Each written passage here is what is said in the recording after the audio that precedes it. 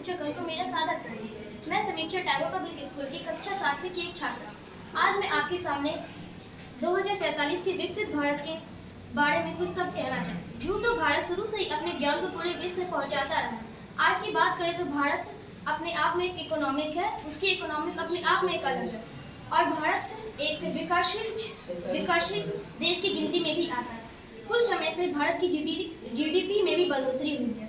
अगर हम 2047 की विकसित भारत की कल्पना करें तो सबसे अच्छी कल्पना यही मानी जाएगी कि जहां 2047 को आज़ाद हुए पूरे 100वें वर्ष हो जाएंगे तो भारत का हर एक नागरिक जिम्मेदार नागरिक भी होगा और जहां बिजली भी नहीं पहुंचती, यातायात साधन भी वहां नहीं पहुंचते, वहां शहरीकरण के माध्यम से सारे देशों को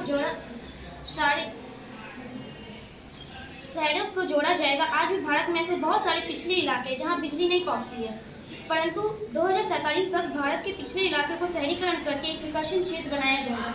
अगर हम भारत की 2047 की शिक्षा की बात करें तो कुछ समय से भारत की शिक्षा पिछड़ी हुई है। अगर हम प्राचीन समय की बात करें तो पहले गुरुकुल हुआ करता था और नालंदा विश्वविद्यालय में बाहर के देशों के विद्यार्थी भी पढ़ने आते थे, परंतु विदेशी हुकूमतों के कारण भारत की शिक्षा पद्धति बिगड़ गई थी।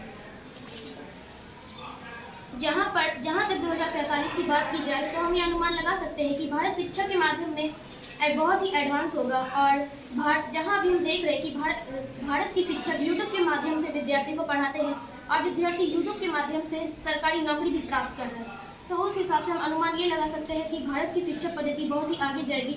और जैसा कि हम जानते हैं कि 1947 में हमारा भारत सोने की चिड़िया कहलाता था और जिस गति से हमारा भारत आगे बढ़ रहा है उस हिसाब से हम ये अनुमान लगा सकते हैं कि 2047 तक हमारा भारत फिर से सोने की चिड़िया कहला सकता है। अब इतना कहकर मैं अपनी वाणी को विराम देना चाहूँगी। धन्यवाद।